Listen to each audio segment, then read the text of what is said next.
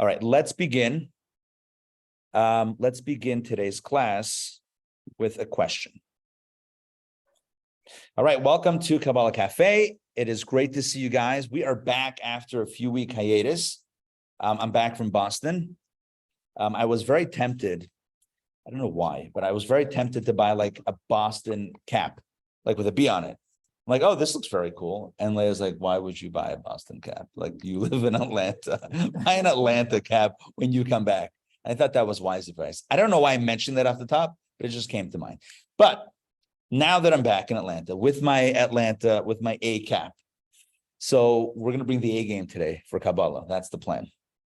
And today the topic is perfectly imperfect, but I want to begin with a question, and then I want to question the question. You guys ready? What's the question, and what's the question of the question? So the question is, and this is a question that many people have asked over many years, over the centuries, over the millennia. The question is, why are we here? Right? People have asked that question from time immemorial. Why are we here? Why are we here? It's a philosophical question, a spiritual question, a religious question. Why are we here? However, I would like to ask a question on the question. We've been here for so long, right? People, where else do you think we should be? Right? Why are we here? Where else do you want to be? Understand the question? On the question. So the question is, why are we here? What's the purpose? Why are we here? Why are we here? We're here because we've been here for thousands and thousands of years. Where else should we be? You have an alternative? Like, where else should we be? So in truth, it's a good question. Not just the question on the question, but the question itself. Why do I say that?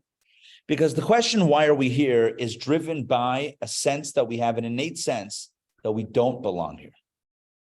There's an innate sense inside that you and I actually don't belong here. Where else do we belong? We sense this. We sense that we don't belong here because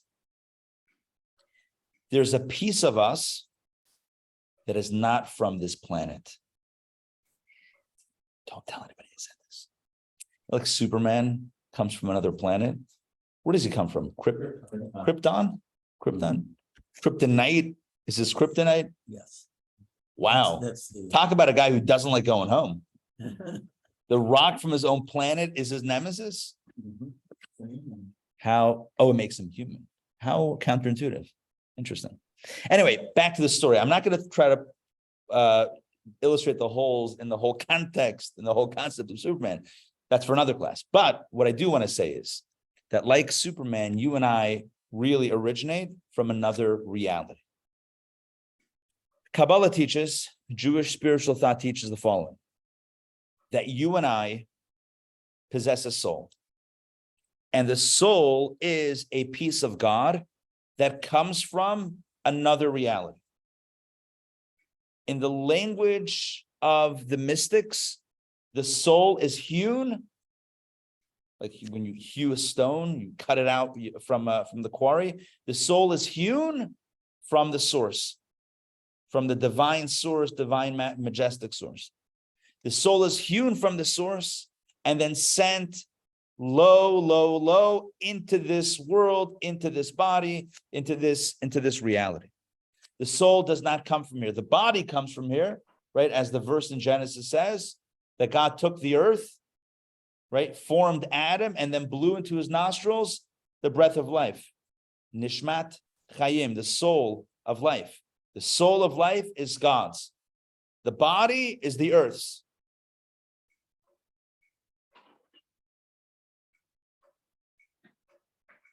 The human being is a dual reality, is a dual being. A body that is of the earth and a spirit that is from heaven. So the body belongs here. The soul does not belong here yet. And it goes back. Right after body and soul uncouple, right? Birth is the coupling of the body and soul. When the uncoupling happens, so each goes back to their respective place. The soul goes back to its spiritual source. The body goes back to its physical space. hence the Jewish mitzvah of burial, to return the body to the earth from whence it originates. And that's, hey, Jeff. And that is no worries. And that is the physical life cycle, as it were. But the idea that I want to focus on today is about the soul. The soul comes from, it doesn't only come from heaven. The soul, in the language of Kabbalah, is a piece of God. Now, what, we're dissecting God? How does that, a piece of God? That's the language that the mystics use. That the soul, the human soul, the divine soul within each of us, is a piece of God. In fact, when the Alter Rebbe, the founder of the Chabad Chassidic movement, wrote his seminal work, the Tanya, in 1798, the Bible of Chabad Chassidic philosophy, he uses this expression. The soul, the divine soul, is chelek Eloka mima'al mamish, which translates to a piece of God above, and then he uses the word mamish. Mamish means mamash, for real, literally, tangibly. Count on it. It's legit.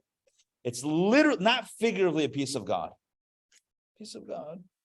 It's literally a piece of God. And again, it's not literally, God is not literally a physical substance that can be cut into pieces. But however God is, the soul is a piece of God. Right? We don't want to concretize God's image either. That would be blasphemous.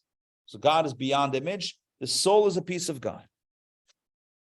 We know this from the Torah itself, right? The Bible says, God said, let us create man in our image after our likeness. No, God doesn't look, God doesn't have a body. So what is the image that we are created after? It's the soul. The soul is created in the image of God, but more than the image of God, the soul is actually a piece of God. And so the mystics ask the following question. How does it make sense that God takes a soul and then banishes it, sends it so low into this reality, into this corporeal reality, this physical, material reality, this world that is often so opaque to the truth? When I say opaque, I mean it's so hard to see the truth. We look around and what do we see?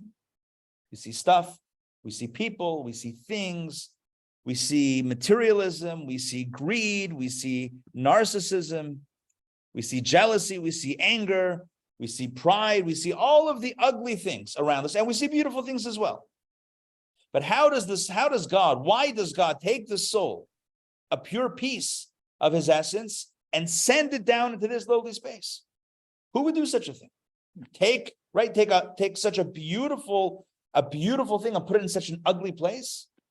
Why? And then not only is the soul in this world, it's in a body, and it's contend with all of our bodily stuff, all of that stuff on the inside. In other words, aside from the external distractions to the truth, you have the internal distractions to the truth. God puts the soul into a body that is so frail. You know, one of the reasons why we fast on Yom Kippur, the Day of Atonement, is to remind ourselves just how frail we are. Right? It's a 24, 25, 26-hour fast. Depends who's counting, right? But it's a full fast, no eating or drinking. And you know, and often people ask, well, I feel like I would pray better if I could at least eat something, right? Give me something to eat or drink. And Rabbi, I promise you, I will pray better. I'll be able to focus better. The Alter Rebbe agreed with that. Was it the Alter Rebbe or the Frierdiker Rebbe? About what, eating before davening? Yeah. Yeah, but that's the daughter that was sick. Yeah. Okay, but that was on a regular day. But about Yom Kippur. Which Rebbe was that though? That was one of the early ones. It's Tzedek. But here's the idea. Why in Yom Kippur do we fast? If perhaps food and drink, even a little bit, could help us, be stronger. One of the reasons, simple answer is there's a biblical, it says it's a day of affliction. So that means, amongst other things, fasting. But aside from that, on a psychological level, on a spiritual psychological level, fasting reminds us just how frail the body is. You withheld food and water for what? 10 hours? 12? Where are you breaking down? 12 hours in? And already and I'm not, again, we're all in the same boat. This is not a pointing finger thing, right? This is all of us. Like, I haven't eaten or drinking for 12 hours and I'm already like losing myself. That's how frail I am. And that's what I run after all the whole year. Placating this part of me that is so frail that withheld from food or water for a little bit, I already go bananas inside. Come on. There's got to be a deeper truth to this. My point is, the soul, a piece of God, has to contend not just with, use a Yiddish word, mishigasin. How do you translate mishigasin? Craziness of this world, but also the mishigasin of the body. It's like, oh, I need this, I need that, I need the other. It's like, come on. Really? After 120 years, right? Where's the body? Right? After 120 years, where's the body? That's what we're running. That's what we're running after the body. Right. So the idea here is that the soul really has a lot to contend with. And the soul is put in a very difficult spot. It's put into a body that has its severe limitations, and it provides a very to a large extent, it's the foil, right? Not the aluminum foil, but it's the foil of the soul. It's put into a body in this world. This world stands in opposition, in many cases, fundamental opposition to what the soul stands for and desires. And that is the station of the soul for its duration on earth. And the question that the mystics ask is, why would God do that to the soul? Simple question. Why would, or to himself, however you want to phrase the question, why would God do that? Who does that? Who takes a pure, beautiful, innocent, spiritual, godly being and puts it into such a spiritual wasteland? Who does that? Why? Why would you do that? So I want to share with you two answers. There are many answers that are given to this question, as you can imagine. I want to share with you two specific answers that are brought in the mystical tradition. Answer number one. These are not the only two, but these are the two we're going to focus on today. Answer number one is that this experience for the soul, like the soul coming down into the body, into this world, etc., contending with all of the opposition, contending with all of the forces that oppose everything it stands for, all of this is in order to build resilience within the soul. How does one, in general, how does one build resilience, get stronger? Through, help me out here, through resistance, through the opposite, right? If you want to become stronger, you lift weights, right? Resistance builds strength. It also builds resilience, right? No one asks for difficult moments, but when we encounter difficult moments and we overcome them, we become stronger, we become resilient. That is the definition of resilience.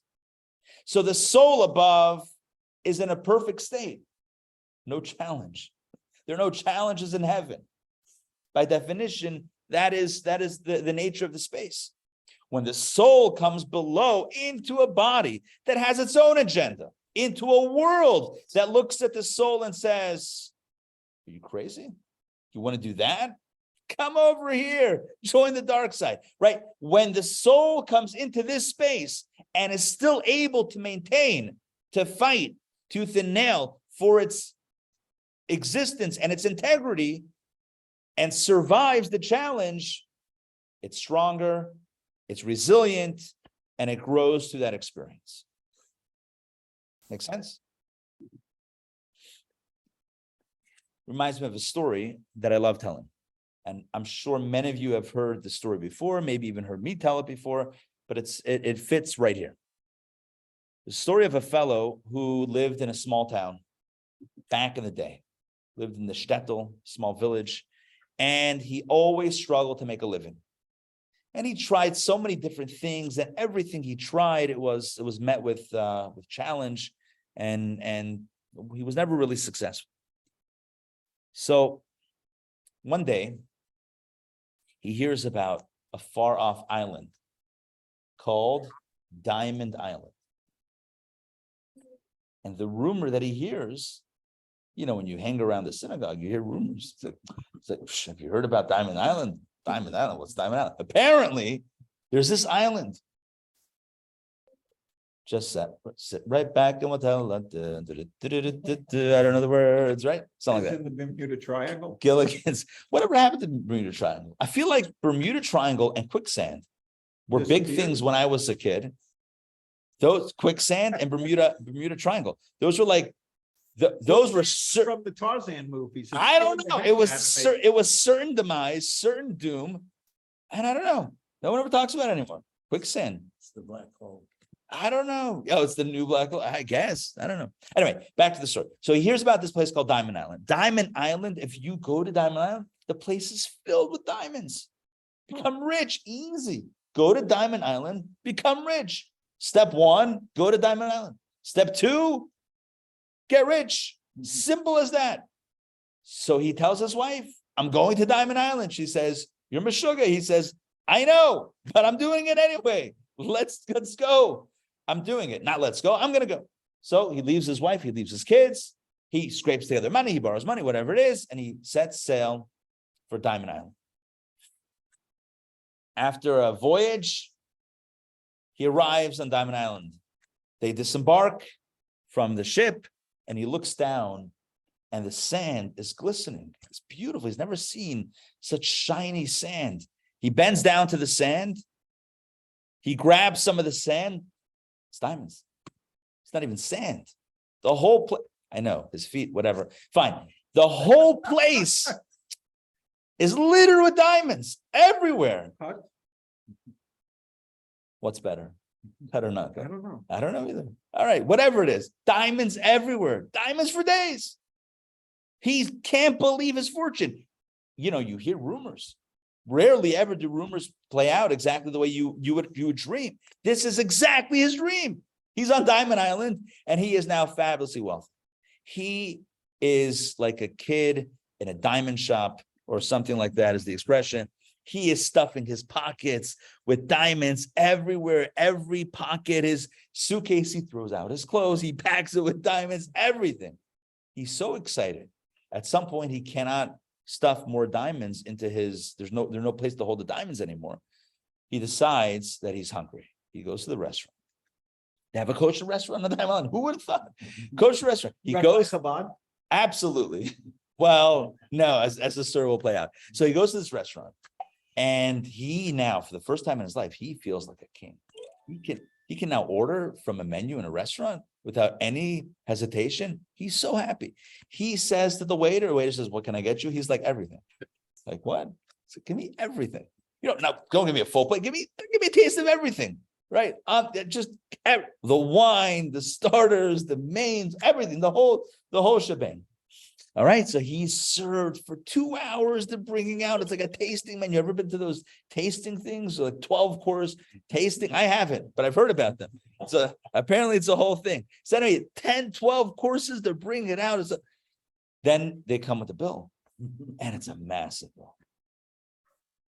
He's undeterred by the bill. Usually his eyes would just pop out of his sockets. But here he's pulls out a nice sized stone, clocks it down. And you know, they have the little thing that opens up, little padded. I don't know why it has to be padded. Does it get thrown around so much? Who knows?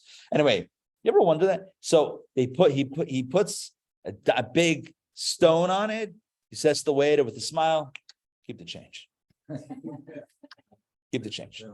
The guy looks at him and says, the waiter looks at him and says, what are you doing? Like, what is this?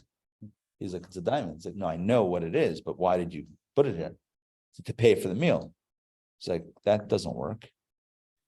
He says, what do you mean? It's a diamond. It's valuable. It's not valuable here. He's like, let me guess, you got that outside, right? And he realizes, of course it's not valuable. It's everywhere. How could that possibly be valuable? And suddenly, you ever have that moment where you realize like your whole narrative just comes crashing down? He's like, and he takes that deep breath, like, uh-oh, like that's all he has, literally all he has. Even his clothes are somewhere out on the beach over there. He has nothing. And he says, well, what is the currency here? And they say, yeah, he doesn't have, right. Yes, right. So he says, well, hold on. So diamonds are not the currency, diamonds are not valuable. So what is valuable here? And they tell him what's valuable here.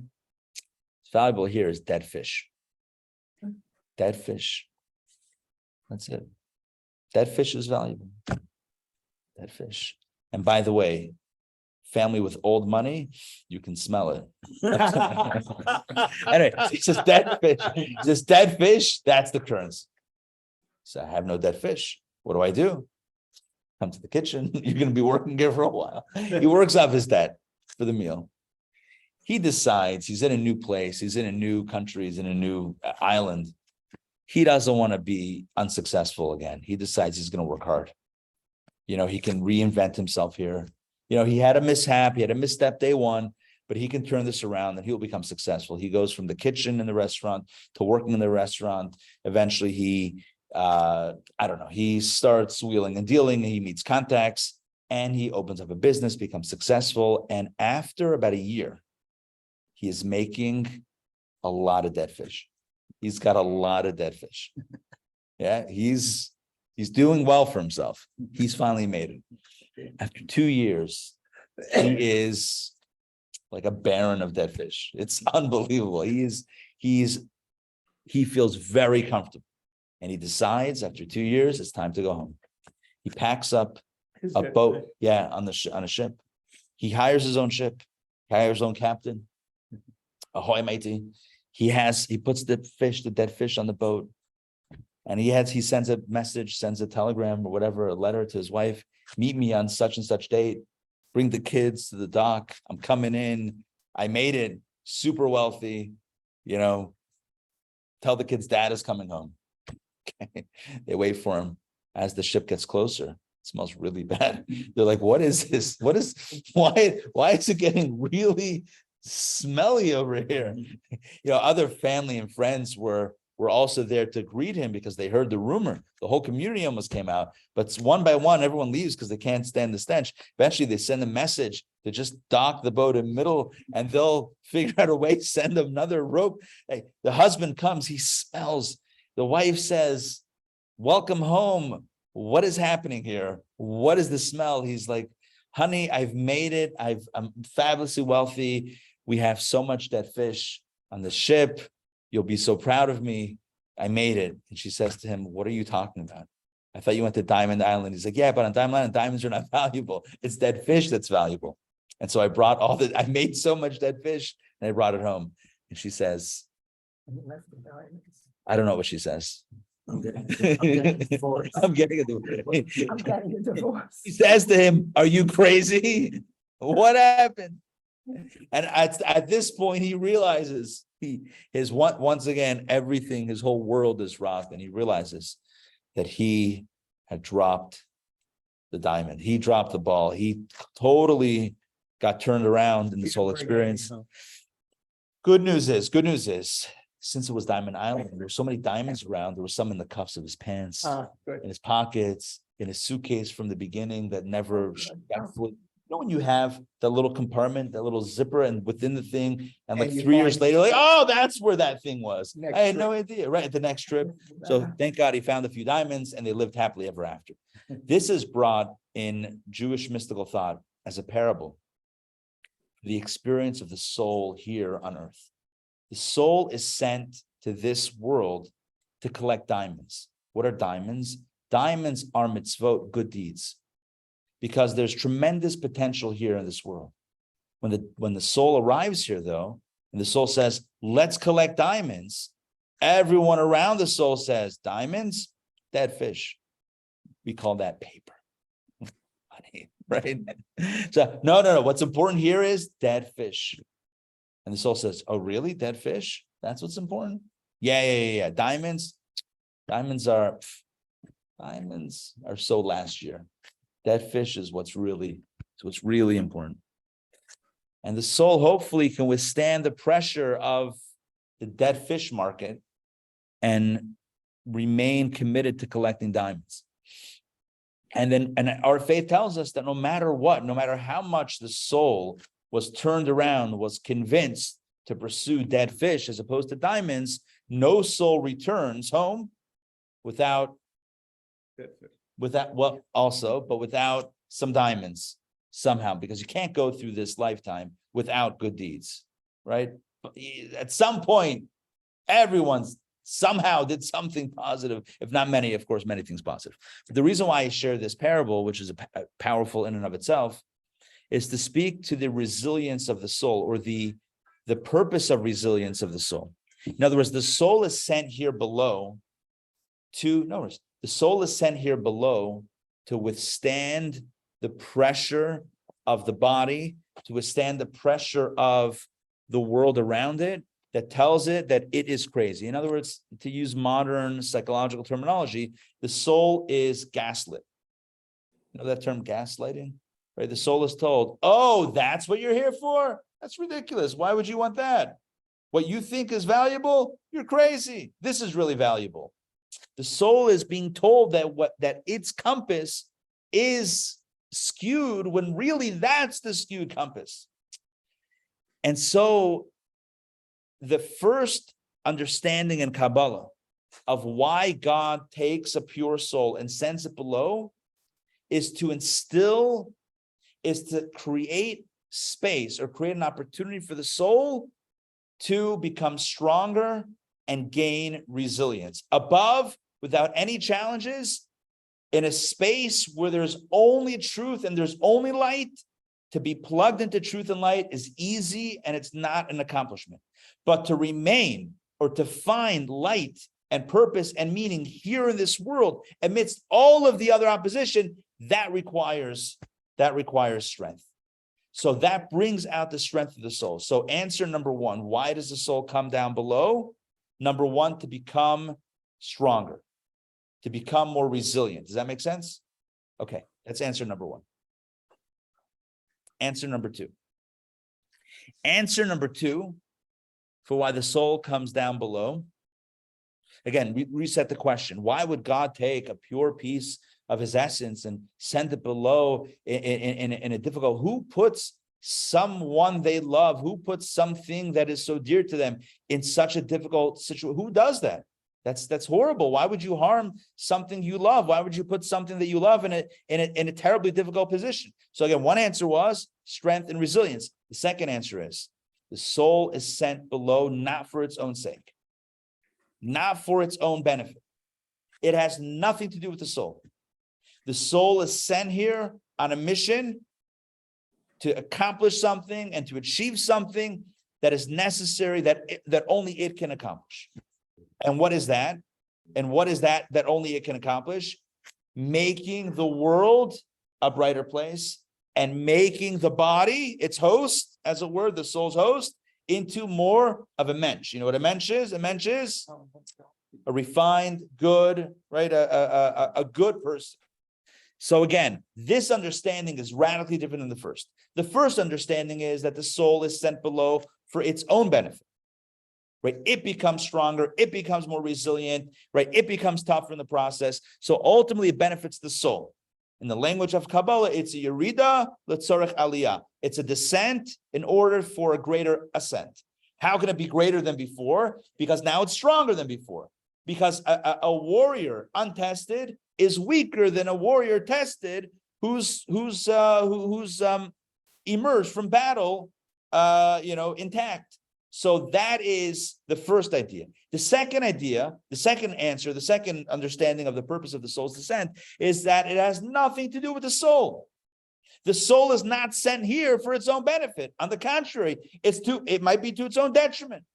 The soul is sent here for one purpose, to help out something else, to transform something around it, to better, to improve, to brighten the world, to make the world a better place, to make the body more of a refined vehicle. That's why the soul is here, not for its own benefit. In other words, if it was about itself, it would stay up in heaven. God sent the soul into enemy territory in order to flip the enemy into an ally. That's the idea. Secret ops. We're all secret agents, yeah. on the first answer, which you said, so if the soul is part of God that comes down to earth, then it means that then to start with, maybe redefine, he can become small and go back. I mean, that's already complete. So when we say that a soul is a piece of God, that we still have to there's no way that the human mind could understand the subtleties of what that means. A piece of God, but not God. The soul is definitely not God, right? We want to be very clear here. When we talk about the soul being a piece of God, the language is a piece of God, which means whatever that means. Again, we can't imagine it in physical terms of like slicing off a chunk of something, which then reduces the original. A reflection of. But maybe reflection, or maybe like you light from one candle, you light another candle, but the original remains intact. But somehow, certainly the soul is its own entity, but it's also a piece of God. So, but yes, the idea here is that God is sending something very close, very dear, into a hostile space. And the first approach is to say that why does God do this? God loves the soul of God, it's like imagine sending a child into very difficult physical space. It's like, why would you do it? You love your child. Why would you put your child into a very antagonistic space? I'm not recommending that anybody do this, but God sends the soul here.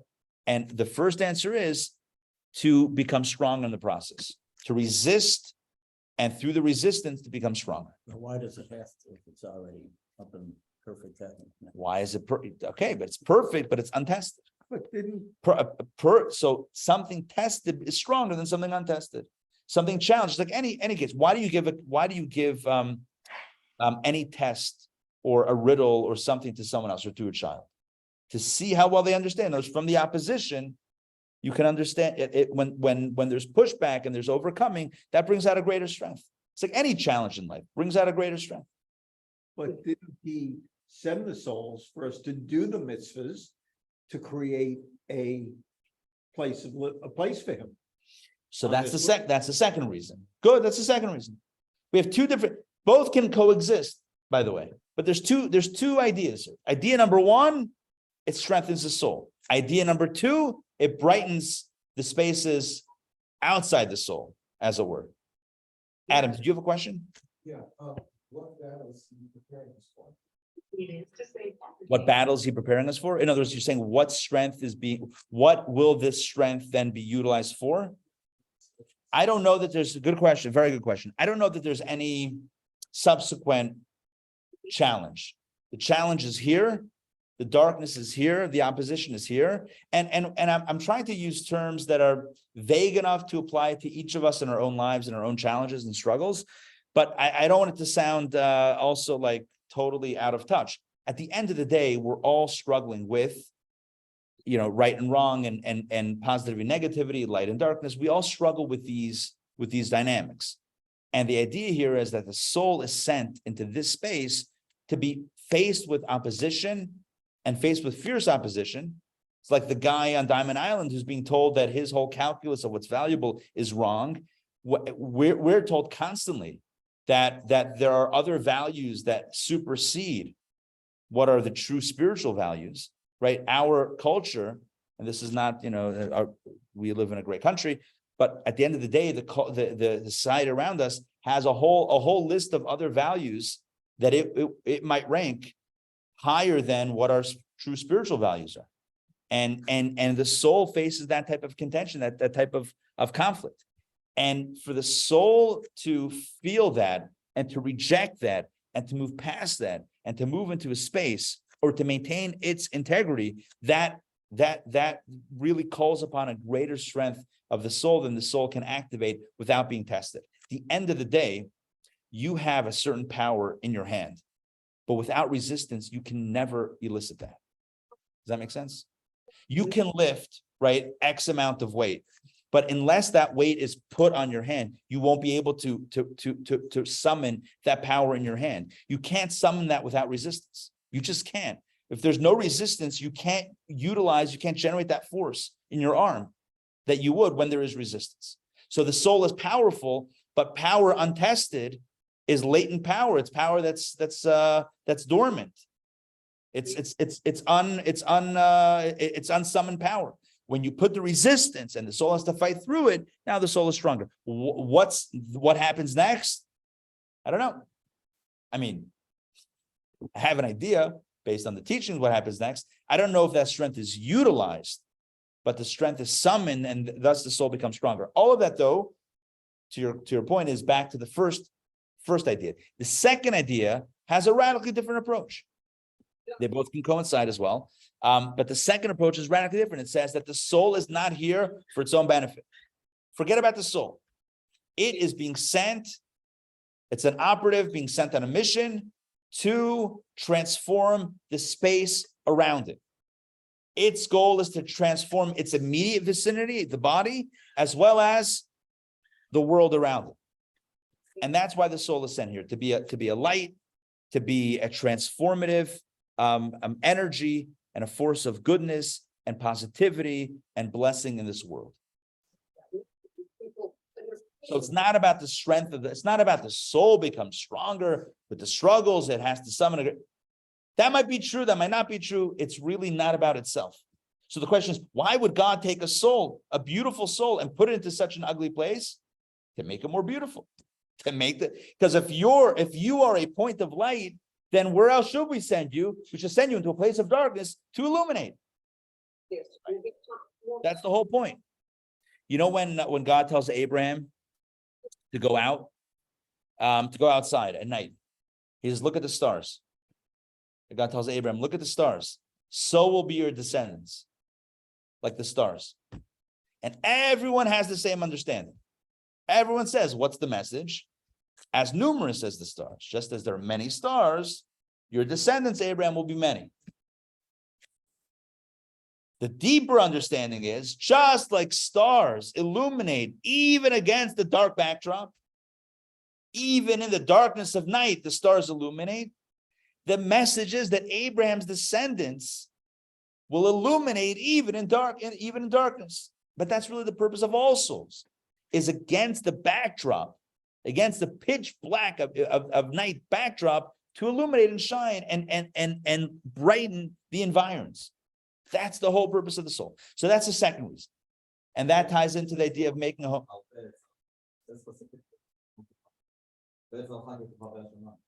So I mean, I love what you're saying, but there is 50% that says no mercy.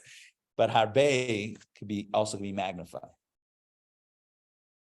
It's quantitative, but it's also could be, 1 second. Also, even when it comes to light, right? We also measure light in numbers, 40 watts, 60 watts, 100 watts, right? What about lumens? Lumens, even better, right? Lumens, good. Lumens. I like that. Because now 60 watts is only 8 watts. Right, in LED, right? No, I am absolutely with you. Still got 1200 lumens. Right. Look at the 1 second. look at the Then lumens. you got daylight and bright white and That's real white and soft white. Absolutely. That's temperature light. Try changing. But harbe could mean also wattage, right? Your descendants will be bright. Anyway, the point is, yeah.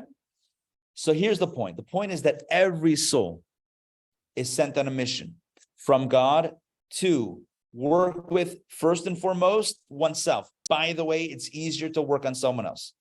It's always easier to work on someone else. It's easier to find their flaws and to find solutions for their flaws.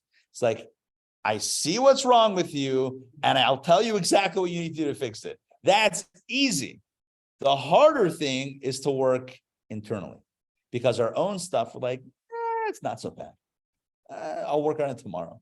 It makes me endearing, right? We have excuses. I missed that one. This is why people like me. So we have all sorts of excuses to why we don't do the work inside. But when it comes to the other person, we have a list of things that they need to work on, right? And which order they should put the stuff in first. Right? We can figure all that stuff out. It's always harder to work inside. So Kabbalah says that the soul is put into a body, and its first task is to work on the body, to make the body more of a mensch, to make the body more of a, instead of a, there's a verse, I forget where the verse is. Adam, Adam Yivale. No, I don't know. There's something along the lines of man is born a wild donkey. So Verse. why are we born at bar mitzvah age? So we can get right to work. Why do we have to waste All 12 right. or 13 years developing? We're getting a running start. Look, the idea in Kabbalah is that the body first solidifies, and then the godly soul becomes more and more integrated, and then its goal is to refine the space. But we are born with natural, materialistic, narcissistic, not clinically narcissistic, but selfish tendencies. At the end of the day, I've used this example many times before. A child wakes up in the middle of the night and cries at 3 a.m. because it's hungry. The baby cries. No baby ever said to itself, 1 second, my mother's very tired, right? My mother is super tired. She's been up with me for so many nights in a row. You know what? Let me give her another hour. Wait an hour. Doesn't happen. You're hungry, you cry. We get older, we do the same thing. We just mask it because it's not socially, it's uncouth, right? It's like, it's not socially accepted to cry if you're hungry. But what's my point? My point is the body is an untamed beast. And the goal of the soul, again, to each, it's interesting, Kabbalah speaks about, like the sacrifices. In biblical times, there were different animals that could be brought. There was a bull, an ox, a sheep, a goat, different types of animals. And so Kabbalah says that these different types of animals refer to different types of animal spirits inside. Some people are like a raging bull, like very, very, some are more like a sheep, a little bit more docile. Like the horoscope, Not necessarily like the Pisces or Aquarius, Taurus, but the point is that the soul's first job is to work on the body and then to work on the environment around it. So these are two approaches. What's the difference between these two approaches? Aside from how we feel about them emotionally, like, do I like the fact that my soul is here to struggle and become strong in the process? Do I like the fact that I'm sent on a light? I'm a light carrier. I'm here to light up the world. Maybe the second one feels more empowering than the first, as opposed to like, I'm here to suffer almost and then to overcome. I'm here to bring light. And that makes it more, it makes it more exciting. Aside from the emotional reaction, the major distinction between these two approaches is as to how the soul views its job. Is the soul trying to push away the opposition and get through it? Or is the soul working with the opposition to flip it? Does that make sense?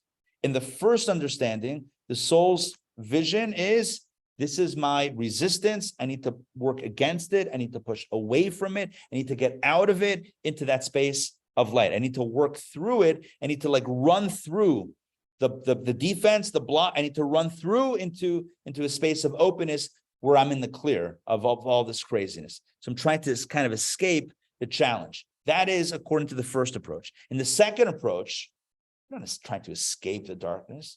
You're trying to flip the darkness. In other words, the difference between the first approach and the second approach is the goal resilience or is the goal transformation? Is the goal survival or is the goal creating allies? Survival is about self and trying to get away from the stuff around you. The second dynamic is about creating allies and transformation. In other words, is my goal or is my perspective on life one in which I feel the negativity, I feel the opposition, and I try to block it out and I say, stop bothering me, stop harassing me with your intruding thoughts. I'm going to focus on what I need to do, and you try to shove away the opposition. That's methodology number one. Or is the intentionality methodology number two, where I take a moment and tell myself I'm going to work on those inner voices to try to create allies, to try to transform them into the positive. In the language of Kabbalah, now we're going to flip into Kabbalistic language. Is the goal to be a Beinoni, or is the goal to be a tzaddik? Let me define these terms. We defined them before, but let me reset the table. Is a Beinoni is someone who feels the negativity and still does the right thing. A tzaddik is someone who's so refined that they only feel positivity. Is the goal to feel the negativity and to still emerge, from that space of negativity and emerge into and remain focused on positive and despite the negativity? Or is the goal to transform the negative into a positive and thus become aligned within and without? You see, the first approach is the approach of the Beinoni. It's the survival approach. I have all of these distracting thoughts, all of these temptations, desires, all of these vices, all of this negativity. Still, I'm going to think, say, and do the right thing despite all of that, which means I'm feeling the pressure, I'm feeling the negativity, I'm going to push through and emerge the other side on the outside in a positive way. I'm going to smile and say the right thing and do the right thing, despite all the demons that lurk within. And in that process, I'm going to become stronger. Why? Because I was able to push through the opposition. That is all of that is idea number one that we spoke about today. Idea number two is radically different. My goal is not simply to push through despite the opposition. My goal is to make myself less opposed to doing the right thing. My goal is to make myself more on board with goodness and less at struggle with goodness. Does that make sense? My goal is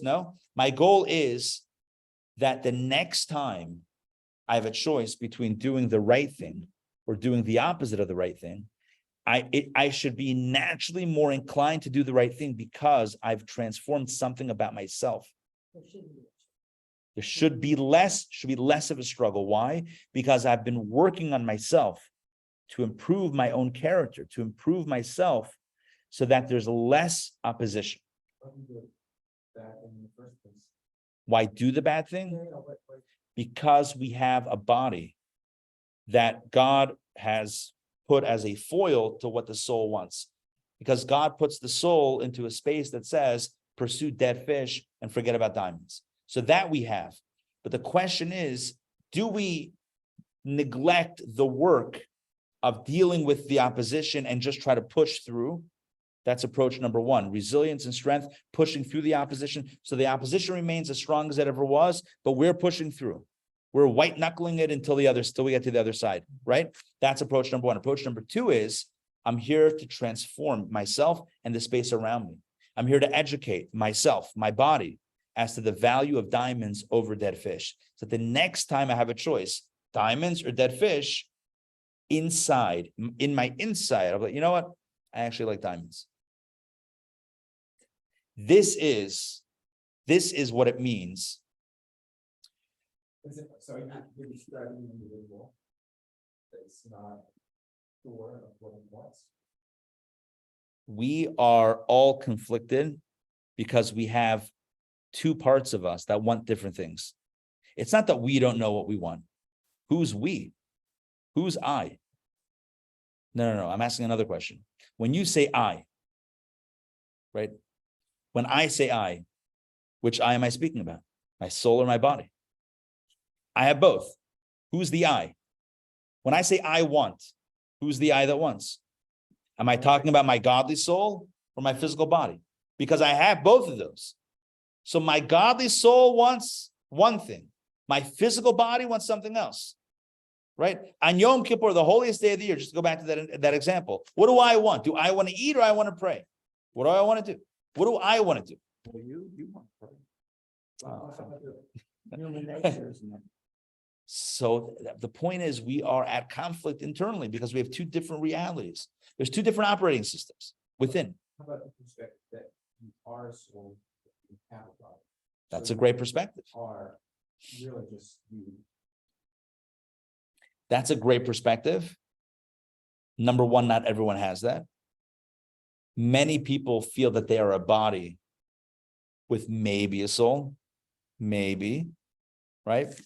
And even someone who says, no, I think I'm a soul with a body, is still going to be confronted with the desires of the body. So here's the point. I don't think. Question. Sure. So trying to think of an example, if you're confronted with, oh gosh, I want this, but I know it's not the right thing to do. Right. So I'm not gonna take it. Right. Who's doing, the soul is telling me not to take it? Yes. Okay. And then my mind is choosing, right? So choice comes in. I have my mind is able to choose, has the ability to decide to kind of go through these two parts of myself and to make a determination. So the soul is transforming. Oh, so but in that moment, if I tell myself I'm not going to do it, the question is there anything being transformed in that moment, or am I just resisting the temptation?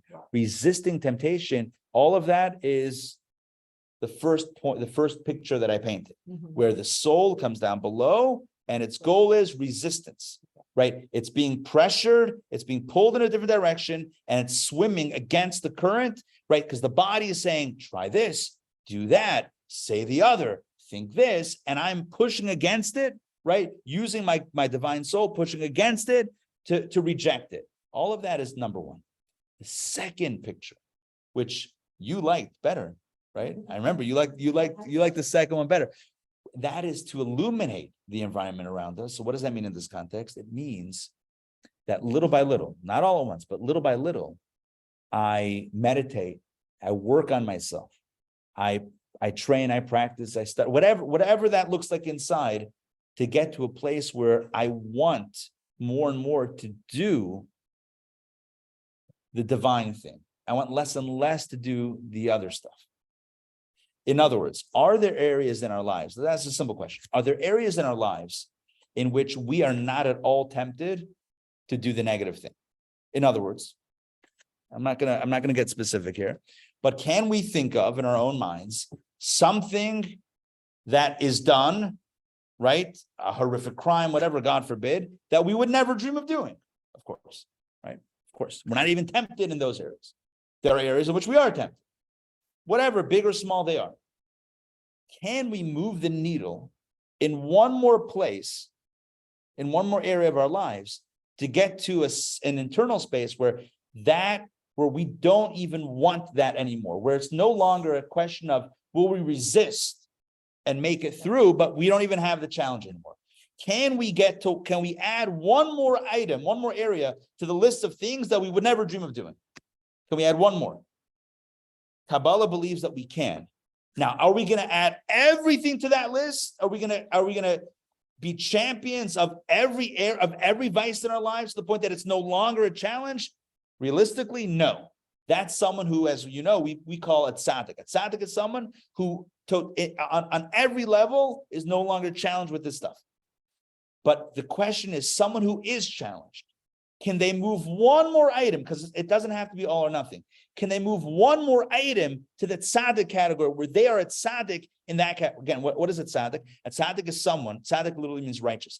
Tzaddik is, in this definition, a situation where you're not even tempted for the negative. Right, there's no choice. There's no, right, in a good way, there's no choice. It's only, you only want to do the positive thing, right? You would never dream of the opposite. It's not like you're struggling with yourself. It's not like there's an internal battle and you're somehow, overcoming the temptation. There's no temptation here. We all have areas in which we are a tzaddik. I don't think there's anyone that wants every vice out there in the world. I mean, if you find someone like that, wow, kol hakavod. I mean, that's intense, right? Everyone has areas in which they're not even dreaming of that. Great. Question is, can we get ourselves to one more? Now, here's the idea. The concept or the notion that the soul is here to affect positively its environment literally means this. It means to transform the body, to transform and by virtue of that, transform the environment around it into a space where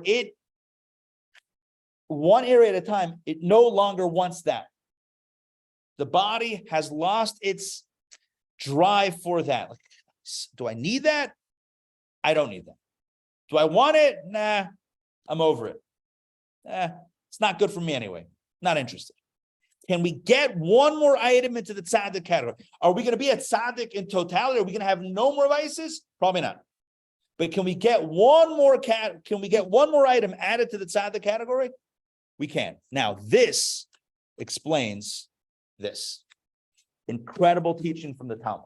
The Talmud is not a work of Jewish mysticism, but the Talmud has a lot of mystical ideas to share. So please grab one of these. It's a few paragraphs from the Talmud tractate Nida. I'm going to put this up on the screen as well, and it begins with it's a section called the oath.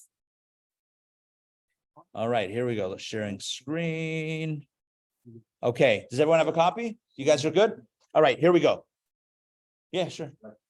First part you said is that the neshama, the soul comes here and it's working on struggle so you can become. Yes. Strong. Second one was to come and defeat. Right. Correct. Seems to me, and I might not understand it, but what the tzaddik is actually doing is refining his soul to a level that he doesn't have to struggle anymore. Correct. He's strengthening his own neshama. Sure. Soul. Sure. Is it the same like what the other one is doing? It's just not that successful. So, It's more successful. right. Correct. Annihilate the actual. Correct. struggle. He works on his soul. Absolutely. So Absolutely. to light and to bring, light to him. He's doing. He becomes a tzaddik. Absolutely. But there's two ways of understanding it. One is with the struggle. One is that I'm feeling the resistance, and despite the resistance, I'm still doing the right thing. The other one is I've reduced the resistance. In other words, there's no longer an enemy. I've transformed the enemy into an ally. And so there's no longer, you're right, to get to that place was a struggle. But from this place forward, there's no longer resistance. I'm no longer doing heavy lifting. I don't want to do it anymore. You understand what I'm saying? I'm no longer lifting 300 pounds. There's no monkey on my back anymore in this area.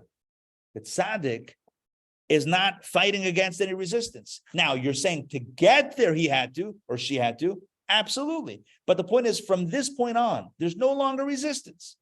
Why? Because it's been transformed. So the tzaddik, the role of a tzaddik is light maker.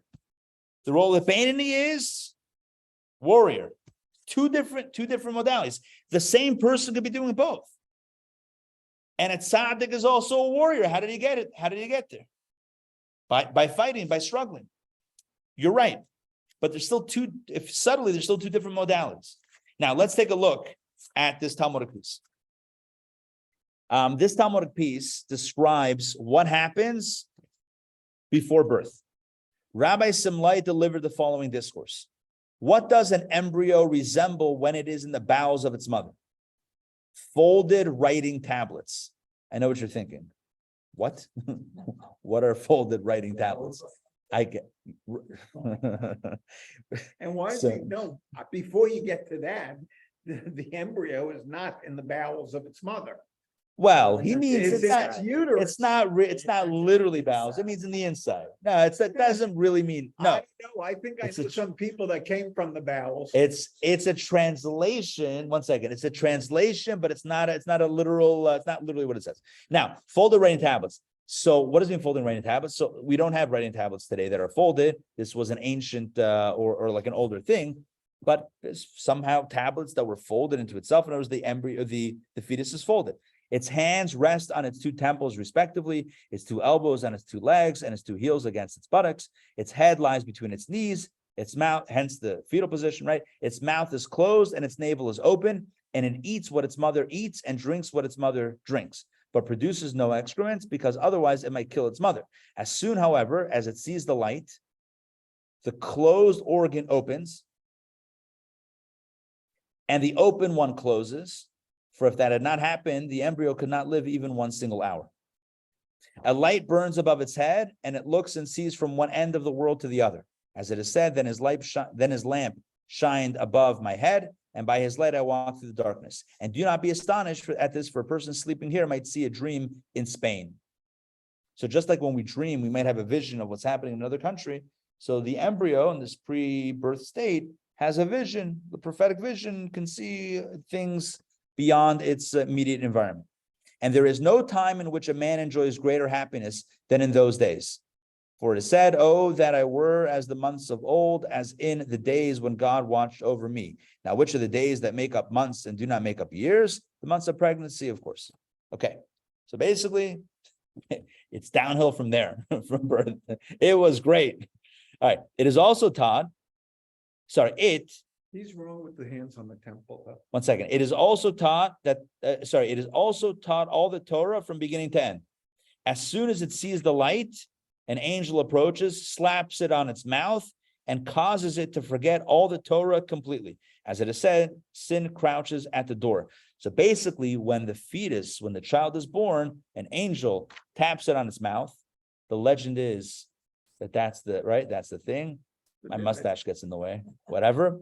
That's that thing over there. And it forgets all of the Torah. The idea here is that the soul is, the fetus, the soul is granted a clarity of purpose, but then forgets. Why?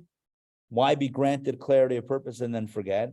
Clarity of purpose is good because then you have it inherent, even if you have to relearn it. It's like a song that resonates because you heard it once before. It's like familiar tune.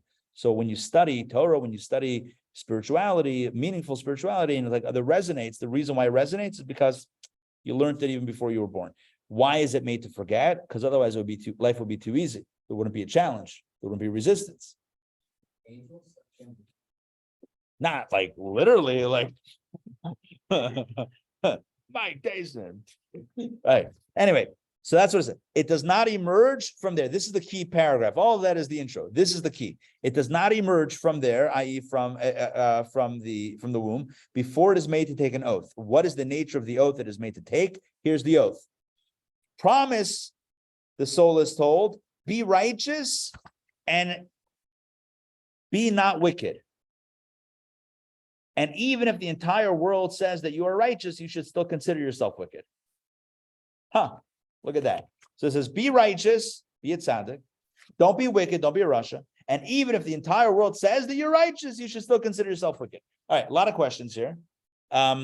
Be righteous, great. And why does it say then not be wicked? If you're told to be righteous, then obviously you're not going to be wicked. Understand? Why do you need both sides of the oath? The promise to be righteous, yes. Not to be wicked, bro, that's included in the promise to be righteous. I already got that covered. Like, why are you repeating yourself? Okay, you could say that. You could say that. I hear you. We just want to cross all the T's and dot all the I's, right?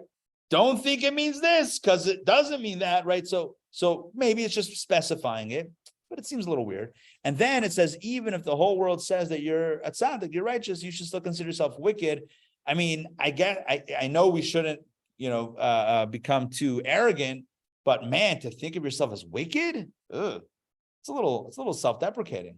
Right? To not go around thinking that you're God's gift to humanity is a good thing, but to consider yourself wicked. All right, I'm not going to get to the second question, but I want to get to the first question. What does it mean to be righteous and not be wicked? The way the Alter Rebbe and Tanya explains it is unbelievable. He says the following. Oh, I'm sorry. Online, I didn't scroll. Sorry, guys. All right, there it is. There is the rest of the quote. Okay. Sorry. So here's the thing.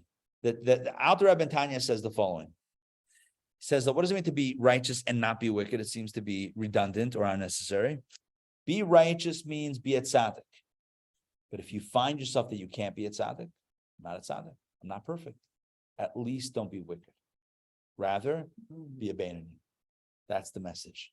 Be righteous. Ideally, be righteous, which means in our conversation today, flip the opposition. Work on yourself to put things more in the tzaddik bucket. I'm not even looking for that anymore. I'm not even running after that anymore. I've lost my. I'm not all fabret. Fire. I'm not all passionate for that. I don't need it. I don't need it. Work on that. But if you can't be a tzaddik, at least. Oath number 2, second part of the oath, or part B is, at least don't be wicked. At least don't give in to the temptation. If you can't slay the dragon, if you can't flip the opposition, at least don't join the dark side. Resist it. This point 1 and 2 of this oath is the opposite. Well, it's the same thing, but it's the opposite number of what we said before.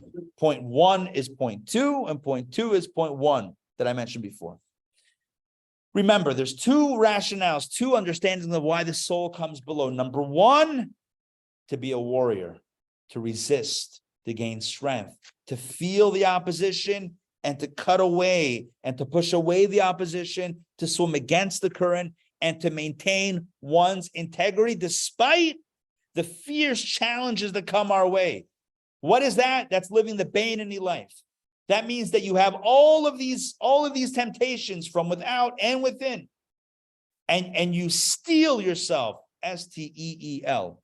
You know, people who steal themselves, you know what they're called? Steelers. I'm from Pittsburgh. Football reference. Anyway, so you steel yourself, you strengthen yourself to remain strong and defiant despite the temptation. That's what it means to be a Beinoni. But you know what the oath is? The first part of the oath, the first thing the soul is told, don't settle for that. Shoot for the tzaddik. Shoot for the stars. Be righteous. Be righteous means not to not be wicked. That's the second half of the oath. The first half of the oath, be righteous, means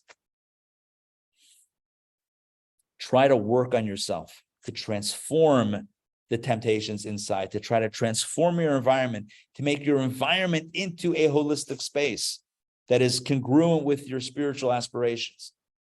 Transform your home into a place that is conducive to your spiritual values, so that you're not fighting against the current in your own home. Does that make sense? And that's what it means to be righteous.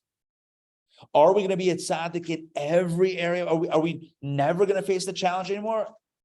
Of course not. I.e., of course, we're going to face challenges. But can we create spaces, oases, spaces where the challenge is not so felt? We're not going to be a warrior once we've achieved that. To get there will be a battle. But once we've achieved that transformation, we're not going to be a warrior? True. But we'll have had the opportunity to flip the opposition, to flip the negativity into positivity, which is ultimately a valuable objective for why the soul has come below. So in the final analysis, even as, throughout mystical literature, even as we've studied again and again, that our fate in life is to face challenge and to overcome. But you and I also need to know that not every part of life, not every challenge is insurmountable. There are certain challenges that can be transformed. There are certain vices, certain desires that can be not just overcome again and again and again, but can be lessened to the point where the challenge is not in my face every time. It's more subdued.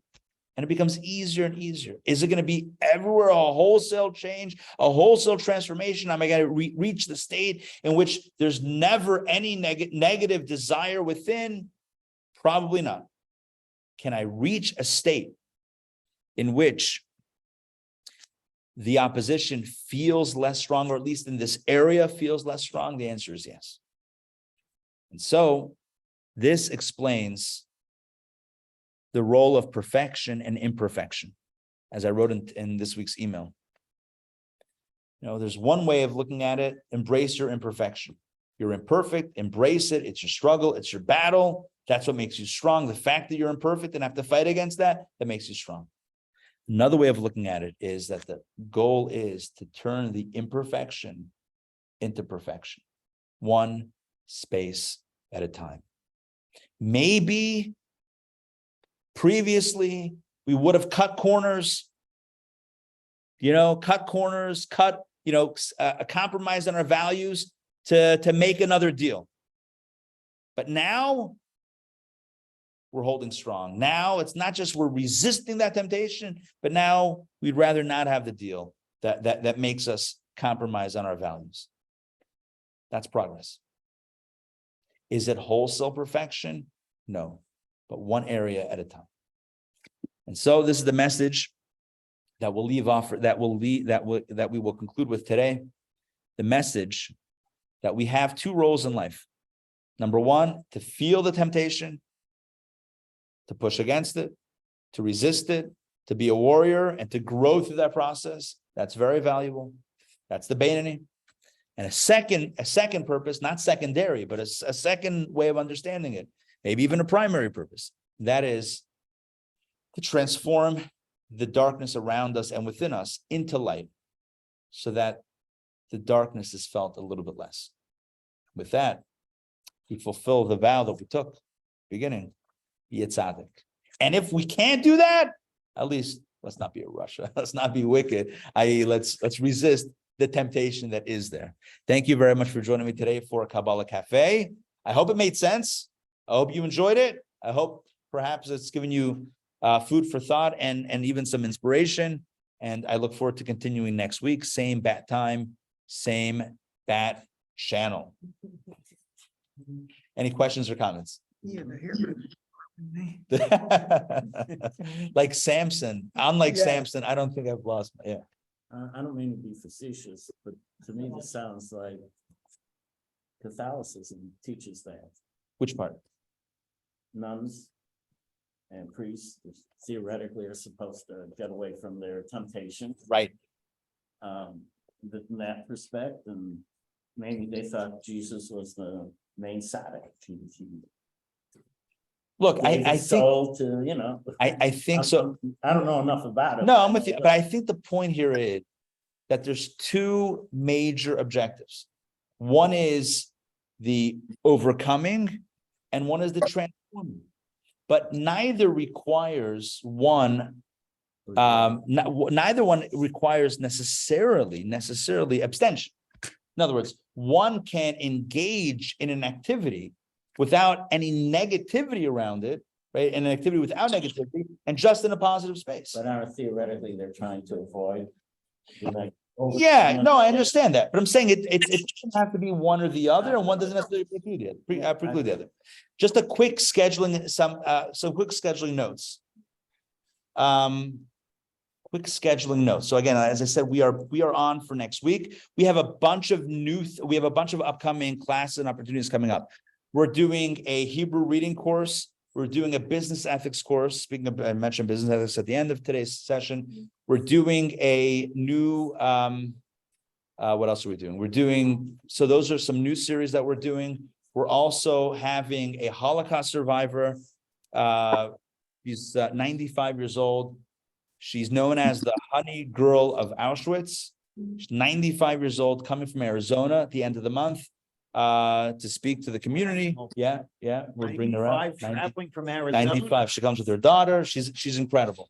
She's incredible. She's coming here. Yeah, there's something to bring her out. We have a Shabbaton coming up at the end of the month with my brother-in-law, who is a chazan in South Africa. It's going to be a South African themed Shabbat experience. We have other stuff happening, so stay tuned for the information. Emails will be emails are going out this week. Any luck on the VR?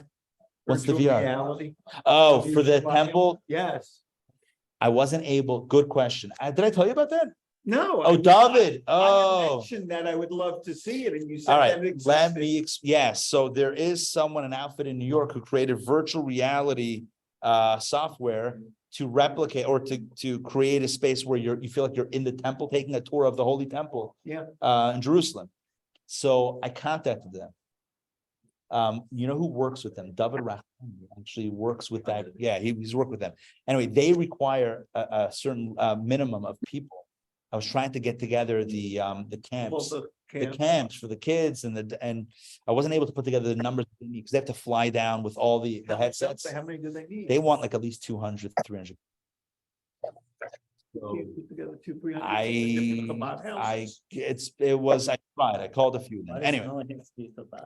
Doesn't have to be correct. It doesn't have to. You're right. It doesn't have to be. You're right. Anyway, I haven't put it together yet, but it's still something I want to do. But it's not happening this week. All right. Stay tuned for more fun and excitement. And blessings to everybody. Tisha B'Av is this week. So indeed, it should be transformed into a nothing that I have in mind yet. It should be transformed into a day of rejoicing with the Mashiach and the redemption. May it be speed on our days, and let us say, Amen. All right. I had a- Great to see you guys. Dr. Maxey, Ellen, Lisa, Larry, Matt. How's Kansas, Matt? Good? Oh, I'm in yes. I'm in West Palm Oh, for nice. 2 weeks for work. Oh, very cool. Very cool. Yeah. Matt, how is it? It's good? Oh, yes. Next week, on Saturday night, they're doing a stargazing at a local nature preserve near me. There's a mount, like a little tiny, like, let's say, elevated space where we're having a NASA astronomer come in to That's bring a awesome. telescope and let us see the stars. That's awesome. See, we spoke about stars today, just to Yeah. get you, just to get that meditation, Well, that right? is my favorite thing Think about my about the place. stars shining despite what's going on, despite how dark it is, they're still shining. So I love it when you mentioned that, because in my place, I can see the night sky when there's a clear sky. I can see stars. I haven't seen stars for the longest time, and seeing that is like the magical. That's amazing. I still remember living in Brooklyn, and then I went to a remote island somewhere, and this is back in the day. And I remember looking up and I'm like, what is this? What? Like, where are these stars? It's incredible. Yeah, amazing. Tony, great to see you. Fran, great to see you. Cheryl, Mariana, great to see you. Oh, amazing, amazing, amazing. Great to see everybody. Sending lots of love to Thank everybody. you for the beautiful class. Amazing, so inspiring you. and Thank you. great. Thank you. Mariana. My best to Alex and the kids. And it's great to see everyone. Thank you. And please God, only in good health and in blessings. All right. See you guys soon. Take care. Shavua Tov. Bye, everybody.